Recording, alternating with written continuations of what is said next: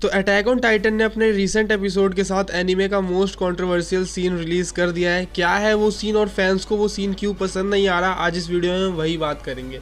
तो एक्चुअल में ये सीन है आनी का जो है रीइंट्रोडक्शन आर्मिन और कॉनी के साथ। हम जानते हैं एरन ने फाउंडिंग की पावर से सारी हार्डनिंग को अनडन कर दिया है, जिसकी वजह से एनी भी अब वापस आ चुकी है। तो ये सीन एक्चुअल में ये है कि जब आर्मिन कॉनी को फाल्को को अपनी माँ को खिलाने से रोकता है, उसके बाद जब वो लोग वापस आ रहे होते हैं तो वो एक विलेज में रुकते हैं जहाँ पे वो खाना वाना खाने के लिए। तो वहाँ पे सेम बेंच पे आनी भी बैठी हुई होती है उनके बगल में। उसके बाद जैसे ही कॉनी की आनी के ऊपर नज़र पड़ती है, उसका जो पूरा मुंह है वो पाई से भरा हुआ होता है। पाई एक खाने की चीज़ होती है, केक टाइप की, एकदम शाशा टाइप का ये सीन होता है।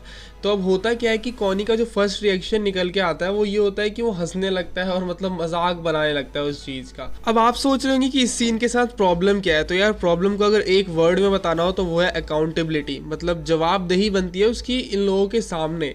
अब चलिए मैं आपको फर्स्ट सीज़न में लेके चलता हूँ जहाँ पे हम इसको मेन विलन समझ रहे थे। वहाँ पे इसने किया क्या था, इसने हज़ारों पैराडाइज सोल्जर्स को मारा था, वहाँ के लोगों को मारा था। लिवाई की स्क्वाड को उसके सामने ऐसे घुमा के चक्री की तरह मारा था इसने। तो और ऐसा देख के लग रहा था कि इसे वो सब करने में मज़ा आ रहा है। तो यार ये लड़की है तो इसकी सारी चीज़ें हम माफ़ तो नहीं कर सकते। तो ये जो रिएक्शन है ये कॉनी का एक्सेप्टेबल नहीं है, क्योंकि कॉनी उस टाइप का बंदा नहीं है। आपने देखा होगा जब एरन हंस रहा था साशा की डेथ के बाद तो वो काफ़ी बौखला गया था। प्रीवियस एपिसोड ने उसने सबको बोला था कि तुम लोग ने मुझे धोखा दिया है, तुम ये लोग मुझे करने से रोक रहे हो। और आज उसके सामने वो बंदा है या वो लड़की है जिसने उसको एक्चुअल में धोखा दिया है। उसके कई साथियों को मारा है उसके सामने, और किस तरीके से मारा है ये मेन पॉइंट है। मतलब किलिंग को एंजॉय कर रही थी यार वो। दूसरी तरफ जो आर्मिन का रिएक्शन है, तो हम जानते हैं सीज़न 1 में आर्मिन थोड़ा बहुत एनी को पसंद करता था, और बाद में जब बेर्थोल्ड के टाइटन को इनहेरिट करा था तो साथ में उसकी मेमोरीज भी उसके पास आ गई थी, जिसके बाद उसका भयंकर इन्फ्लुएंस उस पर ही पड़ा था और वो पूरी तरीके से ही आनी को पसंद करने लगा है। मतलब 6-6 घंटे जाके वो बेसमेंट में उसको कहानियाँ सुनाना चल के आ रहा है, ये नॉर्मल नहीं है, कोई नहीं करता ऐसा। अब बात करते हैं फैंस सोचते क्या है कि ये सीन होना कैसे चाहिए था।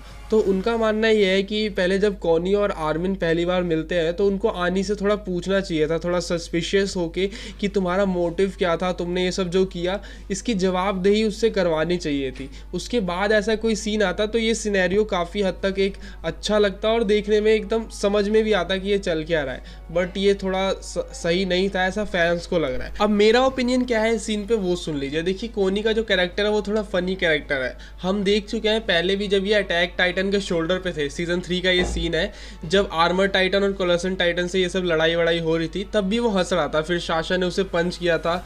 मतलब ये ना एक मैकेनिज्म है, जब दुनिया में कुछ ज़्यादा ही बुरा हो रहा हो या दुनिया ख़त्म होने वाली है, तब अगर आप कुछ रोने धोने से कुछ होने ही नहीं वाला तो आप हंसिए।